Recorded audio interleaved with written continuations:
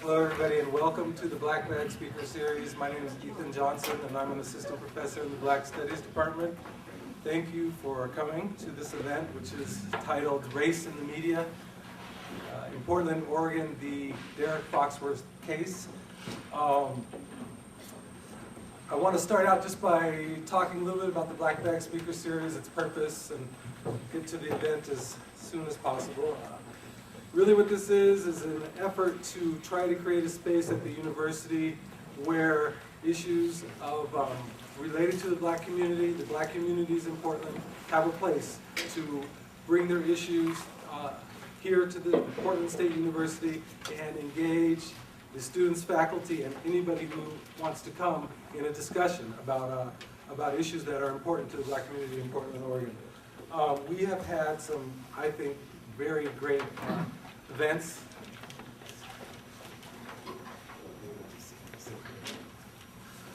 Everybody's here. It's great. We have had racial profiling. We've had a panel on education. We had a welcoming event where we welcomed Abel Gordley to PSU in the Black Studies Department. We've had panels on health and gentrification, and also on art, where we looked at blackness within Puerto Rican art. And I wanted to just put this out here. Our next event is going to be an ethnic studies requirement at PSU, and we're going to have that sometime in the spring term. I want to make a few acknowledgments also to people who are very helpful in getting this event going. Mayumi Oka is a grad assistant in the MCC, and she helps me with everything in terms of contacting people, organizing the food, getting this event, getting this room rented for us. And I also want to thank the NAACP and particularly Sheila P, who's been they've been a sponsor of this event, and we can't do this unless the MCC and the NCAA PSU help us pick up the costs of this event. So I want to thank you very much. Let's see. Also, I don't know if anybody saw, but we had what I thought was a nice article in the Observer. It was a front page article about this event, and we haven't had that in the past, and I want to thank the Observer for doing that. What I'm going to do is I'm going to introduce our panelists. We have 4 of them today. Should I do the setting first? I'll introduce our panelists. So we have David Reinhardt, who's to my right here. He's an associate editor of the Oregonian, where he writes a column every Thursday and Sunday. He has written editorials and columns since coming to the Portland Daily in February 1987.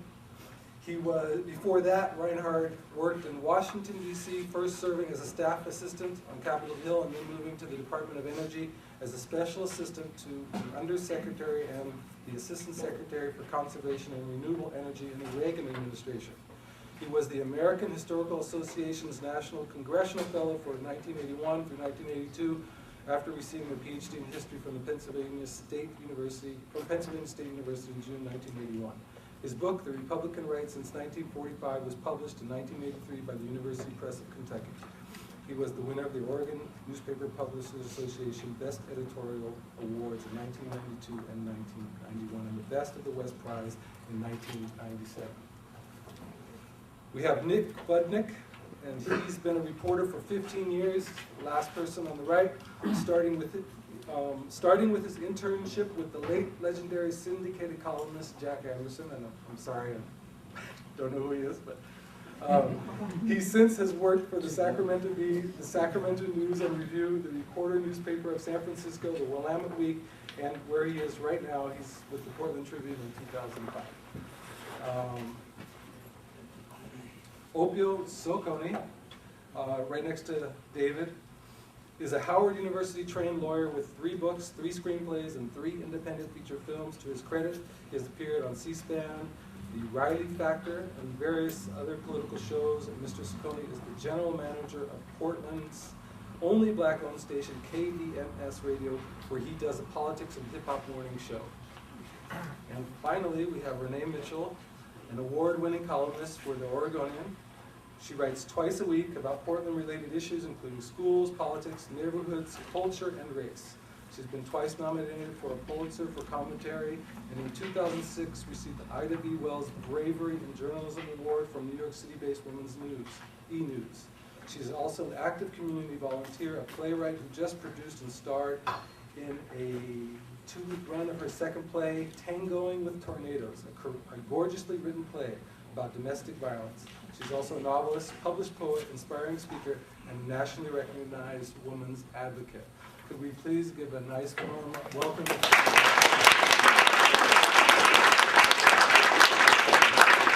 I think we have a really great a group of people for today's discussion. I wanted to just read a piece from a paper that me and a graduate student, Roberta Hunt, are writing on the Foxworth case.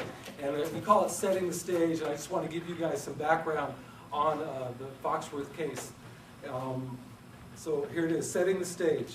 So in March of 2006, a sexual harassment claim was brought against Portland Police Chief Derek Foxworth. The claim brought by Angela Oswalt, a Bureau employee, sparked an investigation of the chief for the misuse of city resources, sexual harassment, and the creation of a hostile work environment and power abuse, retaliation against the whistleblower, favoritism, alcohol use, discourteous treatment, disclosing information, and unprofessional conduct. Foxworth was cleared of all allegations except unprofessional conduct, which was based on his discussion of internal police human resource decision with Oswald during his consensual relationship with her 6 years prior. The city demoted him, citing unprofessional conduct, and Mayor Tom Potter, responsible for the hiring and demotion of Foxworth, said that the police chief must be held to a higher standard and that his behavior had limited his ability to lead. Prior to the alleged sexual impropriety investigation, Oswald's lawyer released snippets of sexually explicit emails from Foxworth to Oswald over the period of April 2000 to September 2001. Excerpts of these emails were broadcast and published in their entirety on TV websites and newspapers. As a result of these private emails, Foxworth's mental and moral acumen were questioned for writing sexually lewd emails. A psychologist was questioned as to whether the writing of such sexually explicit emails was normal, and Foxworth was demoted to captain, and the incoming police chief, Rosie Sizer, promoted him to commander of Southeast Precinct, where he is now. Foxworth has now begun a court case in which he is suing the city, claiming that he was wrongly demoted and reprimanded because he is a black man involved in an affair with a white woman. He claims that there is no city legislation against workplace dating, thus the consensual affair was not improper.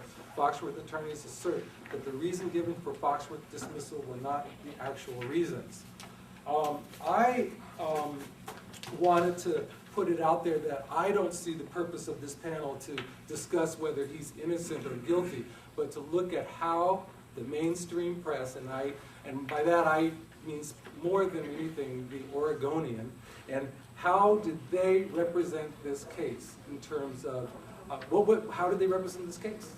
What I've asked this panelists to do is prepare about a 10-minute interpretation of how they saw the mainstream press's representation of this case. We didn't figure out any order, but I kind of told them as they came in. So Nick, that would be you. All right? Okay. Okay. So thank you very much. And then after each person's presentation, we're going to go through all four of them, and we can open it up for questions and answers. All right? Could you turn up the microphone a little bit? Sure. Thank you. Hello, is that better? Thank you. Is that better?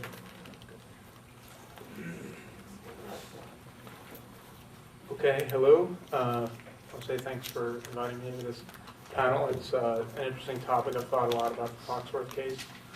I was fairly new to the Portland Tribune when the whole thing broke, but it was, for those of you that remember, when it hit like just a massive thunderstorm. Came with very little warning, and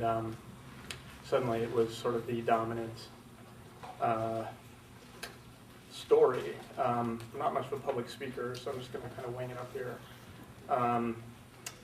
Please forgive me in advance. The thing that I found that really set the tone for the media's coverage of the Foxworth controversy was the Oregonian's April 6th coverage, which was the first day that the tort claim notice that Angela Oswald's lawyer, Victor Calzaretta, had sent the city. And if you remember, it completely dominated the front page of the Oregonian, as Dan Horch, the Oregonian's public editor, later wrote.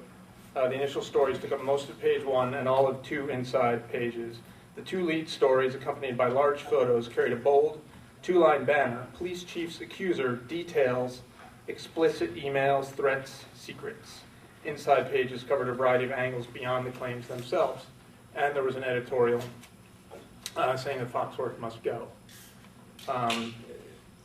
This struck a lot of people as interesting because the allegations had not been investigated, and all we had was a letter making a number of representations from Oswald's lawyer.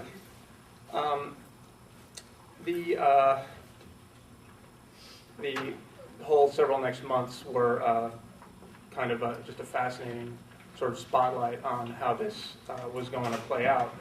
And when he was eventually demoted to captain, then promoted to precinct commander, the Oregonian wrote an editorial saying that the mayor, this is a reference to the mayor's press conference in which he talked about the media frenzy, saying that it left him no choice but to demote Foxworth, and it also he also talked about race being the elephant in the room. Foxworth was not happy either with the media coverage. He later described it as a witch hunt. The Oregonian, in a June 22nd editorial, wrote, the mayor also had harsh words for the news media and editorial writers, as did Foxworth. But blame shifting is so common in modern politics and public life that it barely deserved notice. So y'all can go now. Move along, disperse.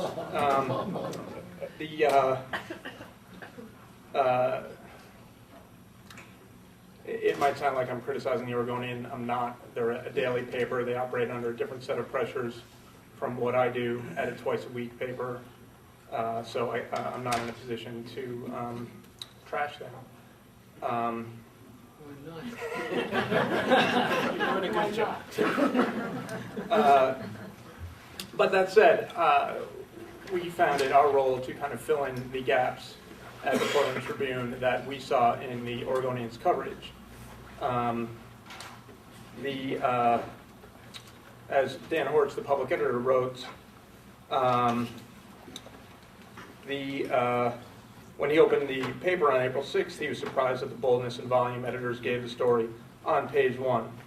However, I was not surprised at the overall thoroughness of the coverage. Well, the thing that they didn't get into is the complainant, Angela Oswald, and sort of some of the context that might help shed light on the origin of this complaint against Foxworth. It later came out that her own mother had made a 911 call against her, questioning her mental state. When the investigative report came out, a number of her coworkers questioned her behavior and accused her of dramatic mood swings, of making complaints that later proved to be false, and it gave a number of examples. This didn't come out until the whole thing went down. For me, the most interesting thing was the dynamic of the mayor and what he did and did not do to shield his chief from the judgment of the media, which he pretty much did nothing. He had weeks of notice, and he just sort of let this happen to his, what we're told was his protege. So It's, there are a lot of reasons for that, but that's a much longer discussion that maybe we'll come back to later. So I just wanted to set the stage and let other people talk. Yeah, I'll get back into the race issue later on, but I'll yield the floor.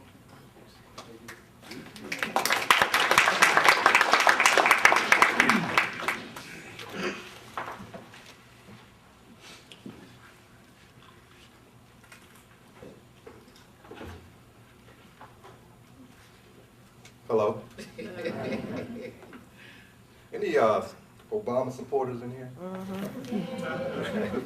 Just wanted to make sure I had some friends in here.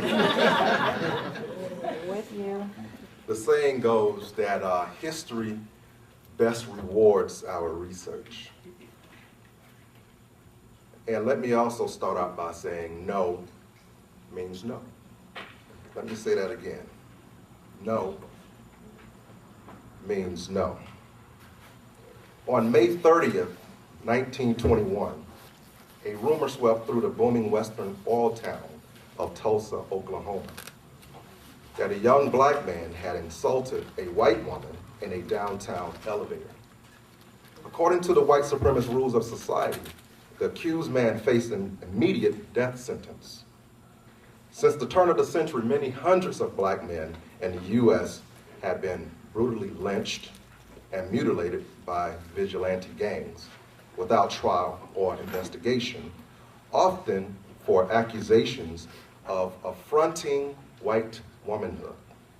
But this time in Tulsa, it was different. This time, there was resistance. Organized militant forces of black communities stepped forward to defend the accused, a man named Dick Rowland. If you can remember, that was also during the time blacks came back from World War I. All the hateful forces of white supremacy in the area responded to that resistance with 2 feverish days of murder and fire. The dead of Tulsa's black community lay in stacks and piles, and the central black business district of North Tulsa was totally burned out. The headlines of the major white newspapers raged. Propaganda of Negroes is blamed. Another headline, black agitators blamed for riot, plot by Negro society. Bloodshed in race war will cleanse Tulsa was another headline. Negro section abolished by city's order was another headline. You've probably seen the movie. The Rosewood, Florida massacre in 1923 was preceded by a lynching of 3 black men accused of raping white women. First in McClenny, Florida in 1920. Then a lynching in 1921 of a black man accused of attacking a white woman in Wauchula, Florida. And a 1922 lynching where a black man was burned to death for the alleged murder of a white school teacher in Perry, Florida. And on January 1st, 1923, the Ku Klux Klan had a parade and rally of over 100 hooded Klansmen in nearby Gainesville, Florida, under the burning cross and a banner reading, "First and always protect womanhood." The very same day in Rosewood, a 22-year-old married white woman named Fannie Taylor claimed a black man had knocked on her door and attacked her. Her official report indicated that he had beat her about the face but did not rape her, although other sources claimed that she was both raped and robbed. 9-year-old Lee Ruth Davis, a black resident of Rosewood, reported after the incident that it was in fact a white man employed by the Seaboard Airline Railway that visited Miss Taylor. Many black men, women, and children were killed and or forced from their homes. Editorials considered the matter of Miss Taylor resolved evenly. The case of the Scottsboro boys arose in Scottsboro, Alabama, during the 1930s when 9 black youths, ranging in age from 13 to 21, were accused of raping 2 white women, Victoria Price and Ruby Bates, one of whom would later recant. After they were arrested, a lynch mob gathered around the jail, prepared to storm and kill the youths. The 4 trials in which the youths were convicted and sentenced to death, all by all-white juries, despite the weak and contradictory testimonies of the witnesses, are regarded as one of the worst travesties of justice perpetrated against blacks in the post-Reconstruction South. The death sentences originally scheduled to be carried out quickly were postponed pending appeals that took the case all the way to the Supreme Court, the U.S. Supreme Court, where the sentences were overturned. Despite the fact that one of the women later denied being raped, the retrials resulted in convictions. All of the defendants were eventually acquitted, paroled, or pardoned, besides one who escaped, some after serving years in prison. The New York Times ran a piece which summed up the prosecution by Melvin C. Hudson, who told the jurors that womanhood of Alabama was looking for them for protection.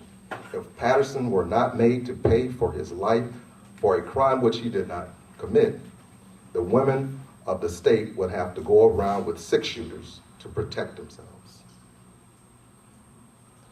In August 1955, a 14-year-old boy went to visit his relatives in Money, Mississippi. Intelligent and bold Emmett Till had experienced segregation in his hometown of Chicago, but he was unaccustomed to the severe segregation he encountered in Mississippi. When he showed some local boys a picture of a white girl who was one of his friends back home, he bragged that she was his girlfriend. One of them said, "Hey, there's a white girl in that store. I bet you won't go there and talk to her." Young Emmett Till went in and bought some candy, and as he left, he said to Miss Carolyn Bryant, "Bye, baby." Some say later on, when she went out to the car, he whistled at her. A few days later, 2 men came to the cabin of Mose Wright, Emmett Till's uncle, in the middle of the night. Roy Bryant, the owner of the store, and J.W. Mydom, the brother-in-law, drove off with Emmett. 3 days later, Emmett Till's body was found in the Tallahatchie River. One eye was gouged out. His head was crushed with a bullet in it. The corpse was nearly unrecognizable. Mose Wright could only positively identify the body as Emmett's because it was wearing an initial ring. The all-white jury found the murderers, Bryant and Milan, not guilty. The murder of the boy made headline news in the newspapers written by blacks, as in the Atlanta Daily World, which read, 50,000 viewed the body of 14-year-old boy found slain in Mississippi. Another black newspaper, Chicago Defender, wrote, "Nation shocked by action in lynching Chicago youth." The Cleveland Call and Post stated, "Lynching stirs nation, Mississippi slayers indicted." On the other hand, in newspapers mostly written by whites, the articles were mainly on the inside of the newspaper and were very small. Blacks took the murder of Emmett Till to heart and made major issue out of it, where the whites made it seem as if it was relatively minor incident.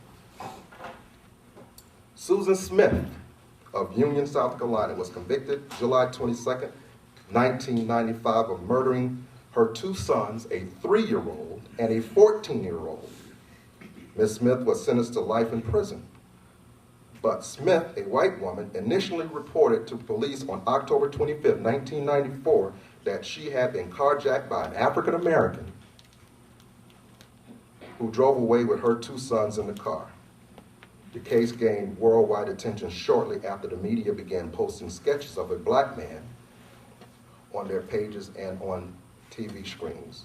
Similar incidents happened in Philadelphia and Boston. Questions.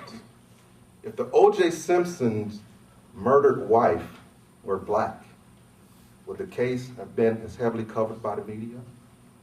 There were many reports during that time that race had nothing to do with it. Likewise, if Angela Oswalt was a black woman, would this case have received as much attention and the same outcome and outrage from the union and the white-owned press in Portland? Was this case harassment by Oswalt, or was it attempted extortion? Another question, was this case for justice, money, or revenge? Where were Angela Oswalt's emails in response to the emails written to her? Did children who were doing their current events homeworks have to look on the front page of their newspaper and see salacious, lewd, and pornographic words? Was there any responsibility on the part of editors to ensure decency and a fair vetting of the case? Was justice served where the black man was humiliated and demoted from his position while the white woman and her attorney who made frivolous claims were never reprimanded? Did this case serve the issue of sexual harassment well? Or did it make it harder for women and men to file a claim when there is legitimate cause? Is asking for the firing of an official immediately after the story was made public and before any investigation fair and professional journalism? If the job of police chief was not appropriate for Foxworth, how is commander of a precinct an appropriate position, especially since he was a commander of a precinct when the bulk of the case took place?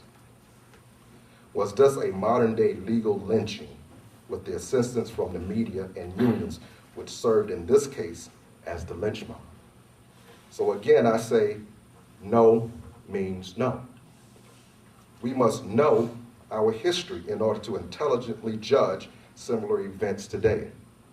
Know history of white women who have made false statements against black men. Know the similar actions of the white community and the white media. Know similar outcomes and fate of black men and their communities involved in such cases. And again, I say, no means no. Thank you.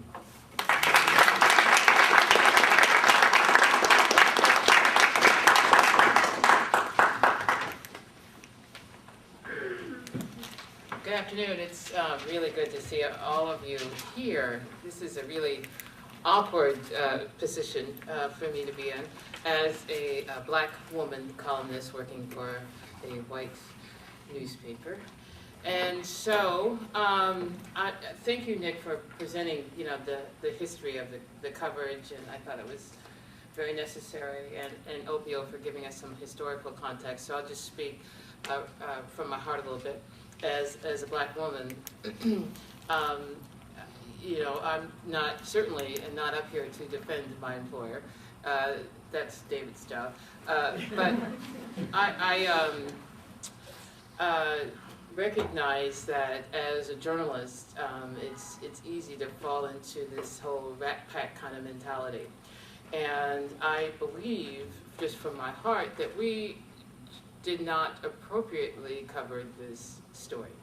And I think that some of the points that Nick had raised about us not looking into Angela's background a little bit and her intention and the response of her emails was negligent, I think, on our part. And so I'm not up here to defend that.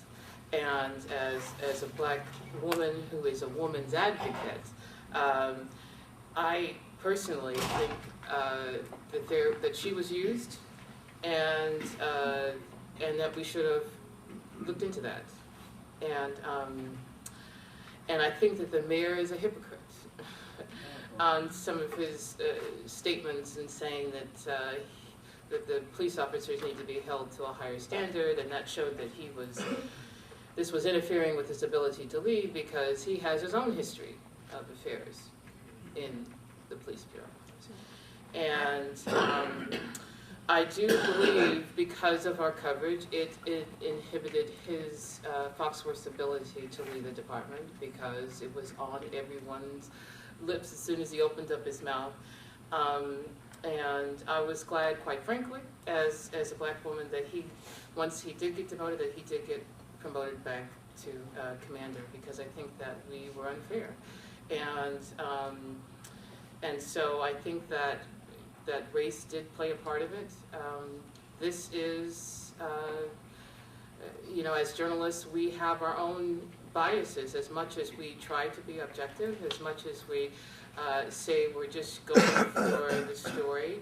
Everyone who works for a newspaper or a television station brings in their own perspectives and their own way of looking at the world, and that has a way of just kind of leaking out in the ways that we decide to cover something, in the things that we write about, the kind of slants that we go after. It's human nature. As much as we try as journalists to be objective, it does leak into what we do and how we do it. And I think in this particular story, it did leak into it. And I think that you know, this conversation is important. I think that as we need to be made accountable from the community. When the community is unhappy with the way that the story is going, we need people to write letters to the editor. We need people to write opinion columns. We need people to just say that they disagree, because as Opio pointed out, unless there is some dissent, things sometimes just get presented and that's accepted. And I think it's up to the community to say, no, this is not acceptable, and this is not adequate, and this is not fair. And so I'm glad that we're having this conversation about this issue. And I'm looking forward to the interaction and the dialogue about it. Thanks.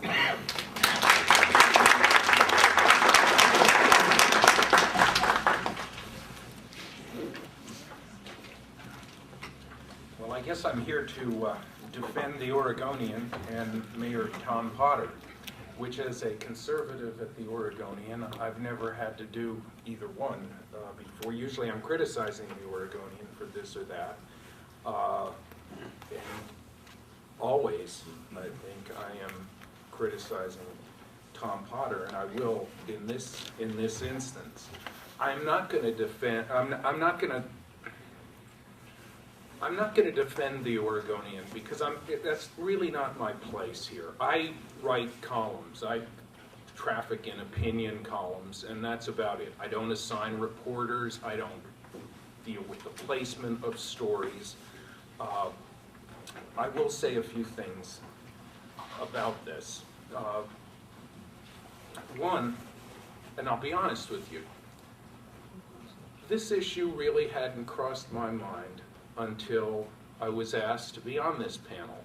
This is just another issue in Portland, Oregon that has gone by the wayside. It is, I've not spent a lot of time thinking about the racial aspects of this, and I'm not criticizing anyone here for doing that. I'm just saying this, to me, was essentially about bad behavior on the part of two people, and those people basically getting what they deserve. And I'm sorry if that sounds harsh. We can talk about that a little later. As for the actions of the mayor, I think he had no choice but to relieve Foxworth of his command at the top of the Portland Police Bureau after the emails came out. I think if there is criticism, he ought to be criticized for keeping Derek Foxworth in the chain of command and promoting him to the commander out. Excuse me? He didn't promote. Rosie signs it. Yeah. Well, okay, fine. I think it's a shame that Derek Foxworth is in the position he is today, and I'll explain why. To me, this issue is basically about sex and power. It is not about race. It may be comforting to think about it in racial terms. I don't think you can, and I'll tell you why. If you go, and and Renee has been there in the past week. Go to Detroit, Michigan. Not a city that's much like Portland. It is a city that has had, for years, a black power structure. And yet, they are in the midst of this same kind of scandal, where the mayor of that city has been found to be lying with a woman other than his wife, who was his girlfriend. And they've lied about the sexual relationship they've had. The Detroit Free Press has gone through their emails. I'm not clear how they got them, but they got them, and have determined that they indeed did have a sexual relationship. There are calls for the mayor's resignation. There are calls for some kind of appropriate punishment for this. And I will point out that the woman is not white, is she? No, she's black.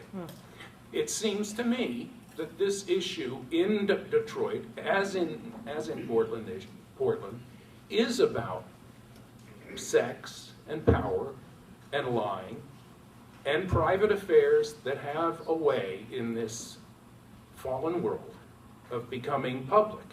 And when they do, those of us in the media trade run like hell to be part of the story. This is what we live for. And we do it when there's a white woman involved. We do it when there's a white man involved. And if you want, unless you consider Bill Clinton the first African-American president we've ever had, as Toni Morrison describes him, or has described him in the past, this is what happens. And that's important historical information to have, and we come at this with a history, and this is fraught stuff. But I think in this case, it is history. To me, the most important aspect of this, and I wrote about this right at the time, was, did Derek Foxworth write those emails that made their way into the paper?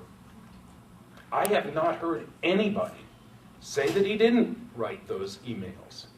If he hadn't written those emails, I would have been right up there defending him. I don't know him all that well, but I know him a bit. And if Angela had been talking about this and making these fabrications, I would have defended him for the next 5 years as he moved through the courts. But you know as well as I do, he did write those emails. And it seems to me that once those emails are out there in public, regardless of the motivation, you cannot have someone who is involved in this kind of thing, who talks about liking submissive women, who talks about pulling a woman's hair and kind of roughing her up. You cannot have that person leading the Portland Police Department. It's not that complicated. Now, are there other police officers who have probably done the same thing? Is there a mayor who may or may not have done something? Yeah, maybe. But their emails didn't make it into the newspaper. And it seems to me that once that happens, they need to be relieved, and that no amount of kind of racial politics will relieve them of the moral and, I think, practical problems that their own conduct and their own words have brought upon them. I could go on. I'm not going to. I was part of the editorial board that asked for the resignation of Derek Foxworth. I'll tell you two things about it. It seemed to me that it was not a hard call.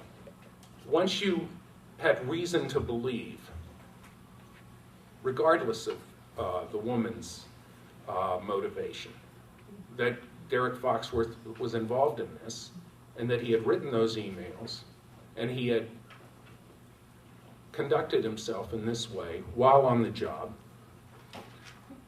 There wasn't a lot to discuss about whether he could remain or not. And the second thing is,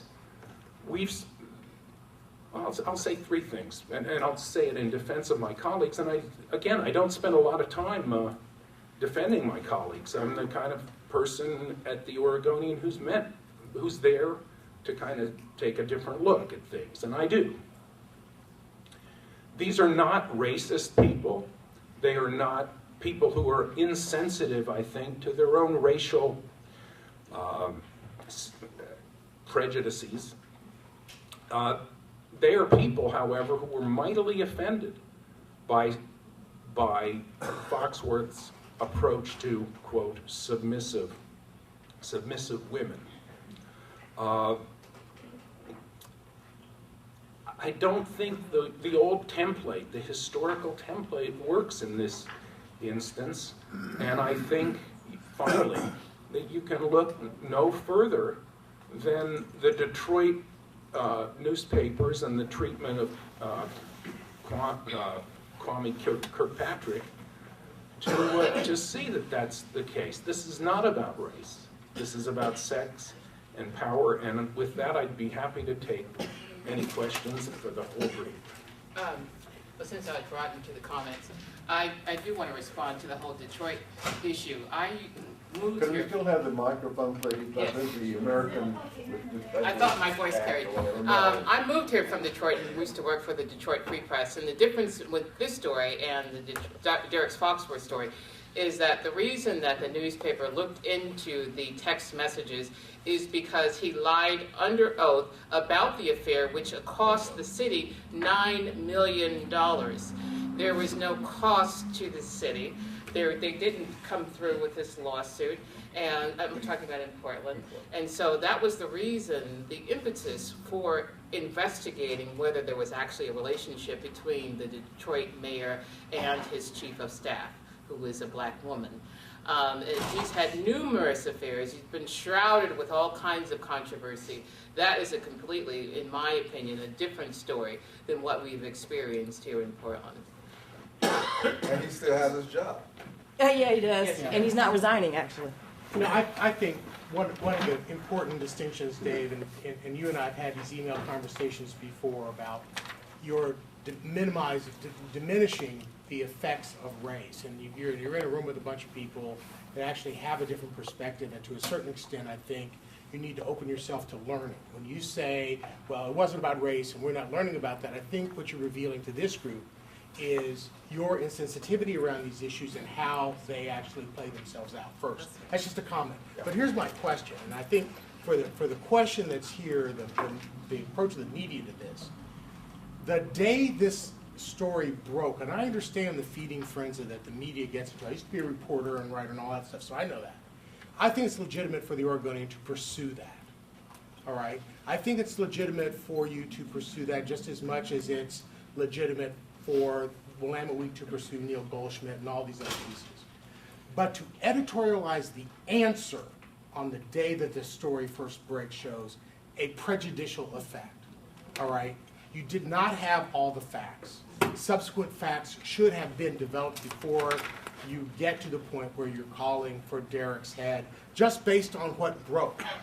Okay?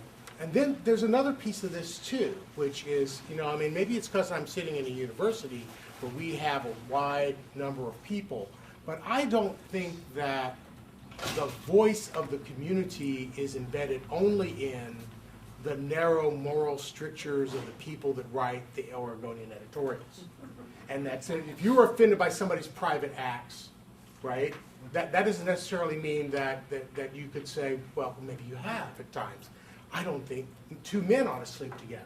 And so therefore that's against the public interest, and gays shouldn't be in public office because their private activities offend me. So your snap judgment, your quick judgment to jump right to the answer before you had all the facts shows a bias. and you're ignoring the historical context that the young man here pointed out to you, which is that you're just a part of what's been going on in history all along. You're very quick to judge us, and you're more than willing to give other people the benefit of the doubt. You weren't calling the minute Monica Lewinsky said that she was doing something with the president. You did not call that day for him to resign. We had to wait for things to develop before we got to that point. But when you have an African American in a position of power, then it's a quick snap judgment on the very time it comes out. He's got to go, and that's, you know, and if you think about that, Dave, I'm not saying you're really there, but if you think about it, that's what fueled all those lynch mobs. Okay.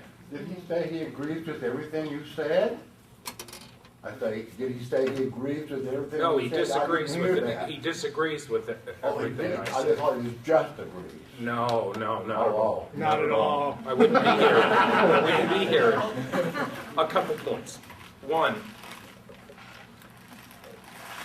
when Bob Packwood had his problem, much of a, you know, kind of the same as Derek Foxworth, a little bit, you know, maybe. Much more extensive. I don't, you know, Much more I extensive. don't know. I mean, they're in some ways. Totally different. I'm sorry. Let me just answer. I've been called insensitive, and I guess that's the code up here. But I'll answer this in my defense. In my defense, one, I asked immediately for Bob Packwood's resignation. Within days. Within days. As soon as the blue stained dress of Monica Lewinsky was brought into evidence, I was railing against Clinton. I made a small career of it. It was good for my career. But David, that was way down the line. There's lots of evidence before you got there. But why is this different? These are when white people were involved. It wasn't the first day. That's Oh, my point. my heavens. You guys jumped on There's- Derek the very Tell first me day. this. Okay, we were premature. Okay, what were Thank we you. premature in? We were premature in being right about this. Nobody has ever said that he didn't do this stuff. I'm sorry. You know what? It passes my understanding that you would want to defend this kind of conduct. No, I'm not defending Derek.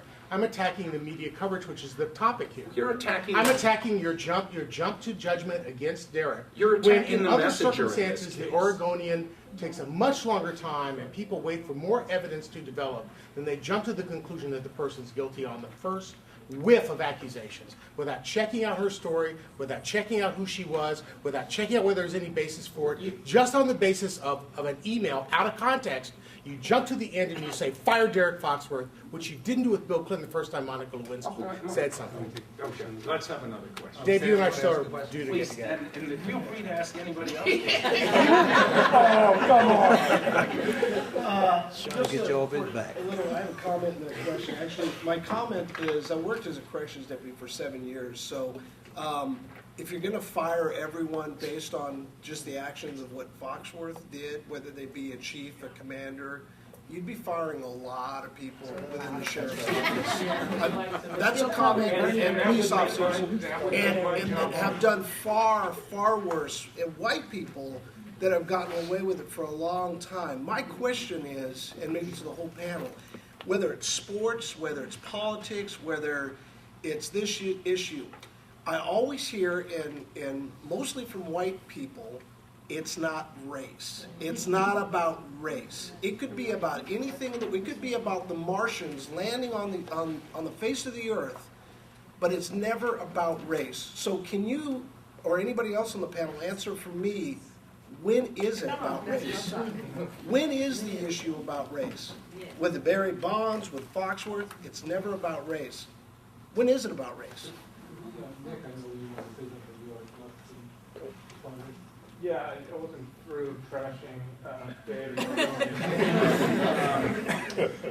No, that's not true. I did want to first talk about how brave David is to get up here and semi-defend the Oregonian. And I also want to point out some of the dynamics that none of us are really addressing here, and that is the media, to a great extent, was a victim of how these allegations were presented by Angela's lawyer and in the way the mayor's office handled this. I ran the tort claim letters, the threats of lawsuit that Calzaretta wrote on behalf of Oswald by several lawyers who said they didn't read like any legal claim notices that they'd ever seen. They were written, in their opinion, with another purpose in mind. Basically, it looked to a lot of people that this was just an effort to get rid of Foxworth for whatever reason. The other problem with these notices is that Foxworth was gagged by Potter. He was not allowed to respond. There are plenty of things he could have said.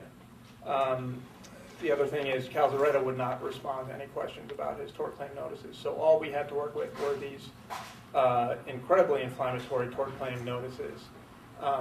Potter could have delayed releasing them. He could have prepared some sort of PR strategy. He didn't.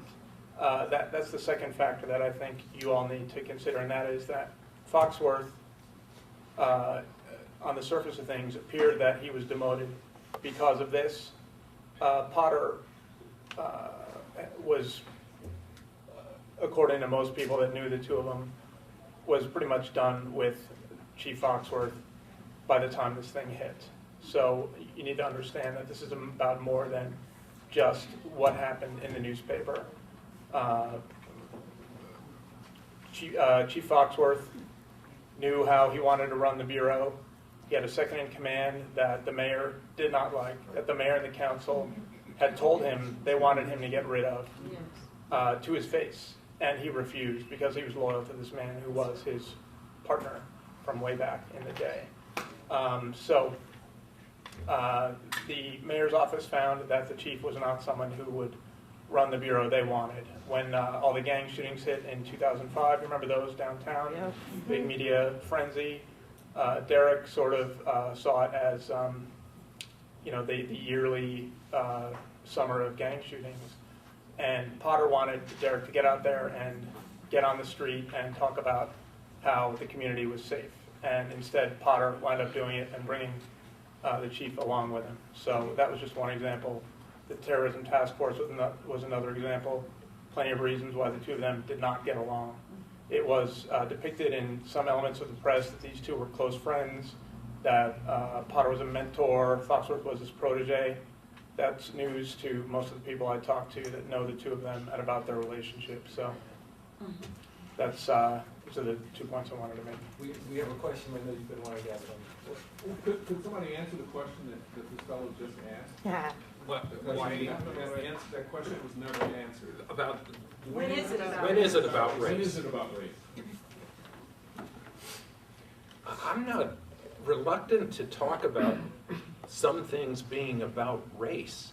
It seems to me that many of the, but what I resist is this easy, I think too easy, historical template that is put over actions and events in the 21st century. And I'm not even here to say that there isn't a racial aspect to this thing that cuts a lot of different ways. I imagine that in a lot of parts of Portland, maybe the fact that Oswald was a white woman and Derek was a black man affected how they thought about this. It seems to me that also cuts in the, there's a, I don't think I'm breaking news here, but there's a kind of very interesting and I think complex dynamic within the black community, especially among black women, when a black person, male, dates white women, and we've seen this at work. I think I've seen it in my journalistic lifetime during the Clarence Thomas hearings. I just don't think it works this time. I don't think it works here. I think because I think the situation is very similar in Detroit. yes, the Detroit officials made a big payout in Detroit, but this was the prelude to a possible payout in a sexual harassment case. And yeah, are there a lot of people that are acting badly in their personal lives? A lot, not homosexuality, the way, as earlier mentioned. Adultery. There are a lot of people out there doing these things and having private affairs. The problem with public officials is these private affairs have a way, very quickly, of becoming public scandals. I don't think you answered the question. You don't think I'm answering the question? I didn't think so. Well then, But, I'd be happy to. When is it about race? When is it about race? that was the question. Well, give me an event. Give me an event. This one is not, it seems to me, about race. Well, printing by large chocolate manhood in a newspaper, that sounds pretty racial to me. It was part of the email. It seems, I don't know if I quoted large chocolate manhood, but No, it that was seems in to the me newspaper. that the man who was making this about race at the beginning, in those emails, and I've read a lot of it, was Derek Foxworth himself. He seemed very interested in the fact that Miss Oswald was not an African-American woman. This seemed to be a real focus of his. But you didn't see her email. True. You probably started that conversation. You didn't see her email. I'm not interested. I'm not particularly Of course interested you're not. in it. Why? And And why? see, that's Right. exactly why we're here today, Why am I not? because She's not the chief of the police force that is running this town. He wasn't chief at the time. he became a victim as a result. He was the chief at the time. No, he was a commander. He wasn't the chief. Oh, I'm sorry. At the time this broke. Can I move to the next question? Yeah. Dave, I know you wanted to ask a question. Yes, first of all, I want to thank you for your transparency, because what you're showing us today is the era and the aura of Portland at its finest, the whitest city in America that has blinders on. For example, with you walking into this room, I don't know how you could not see the different hues that are represented here and not say it's not about race, because everything we see in this colorful world is about race. Two things I want to go back to you on. You talked about being a sort of moral compass as an editor.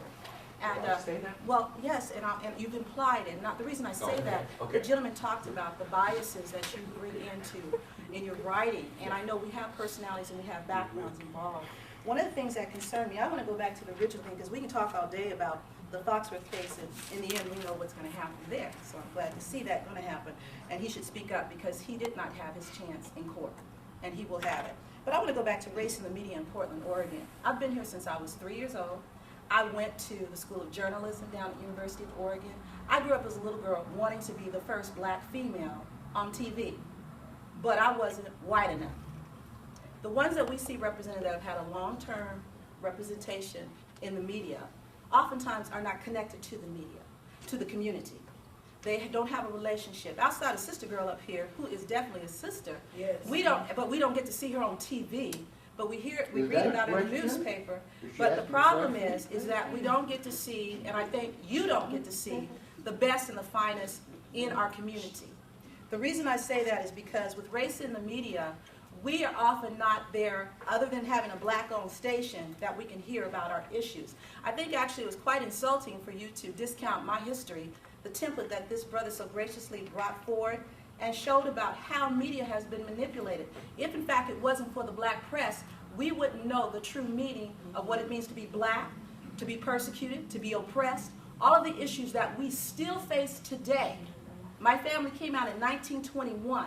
And we just recently found some newspapers of things that were captured in the newspaper of the Oregonian, matter of fact. And it was real interesting to see what was important then versus what is still not addressed now. And the one that is absence. I can see a duck on the front page of the newspaper that is celebrated for crossing the street and not getting hit. But I won't hear about a young black person who's crossed over recently and got accepted at Juilliard on a full ride scholarship. That is offensive to me. And as far as Derek Foxworth, with his ability to run, I now know that he's covering some very hard times over in Southeast Portland. as a result of gentrification and continued gang activity. So I never thought that, and I'm a pastor, first of all, so I never thought that his inability to perform his duties professionally should ever blind us to his ability of what he did behind the scenes. I don't personally want to know what you're doing in your bedroom, but I do want to know what you're going to do to make my city safe. So I really want to encourage you to take some of the Black Study courses here, come over to Northeast Portland, come visit my church, get to know us before you make a judgment about us.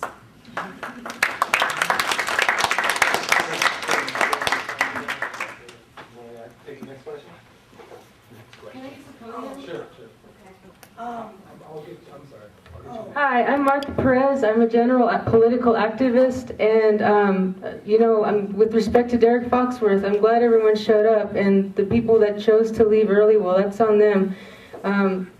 But anyway, what I was going to say was, we're talking about the problem, but some of the solutions could be, you know, continue to work with the CRC process. The Citizen Review Committee needs to become more diverse. If we could get more people of color to you know, deal with, you know, the police are treating the people of color in this town really bad. We all know that. There's a solution behind that. Another thing too, I'm just the messenger on this, but I was told to say the Northern Poverty Law Center in Oregon is now open. I wish it were the truth, because we have a Southern Poverty Law Center in the South to deal with these issues, and then we need one here in Oregon, because I think the KKK problem in Oregon is just as bad as this is in the Deep South. I'm Native American, I'm light-skinned, and it's true that my color has gotten me further ahead than my sister of color, my sister who's darker and heavier, and she's experienced discrimination. And, you know, and I was raised by a man that looks like the man on the box of Quaker, the black guy on the, you know, it's like I was raised to believe in civil rights. Yeah, we're almost done. I know. Stay on topic. Okay, all right. But basically, you know, the civil rights thing, it's not over. It's like the second genocide, and I just want to say thank you to all of you folks. If I were a judge, I have to be equal, but you all did your jobs. Thank you. So I'm trying to stay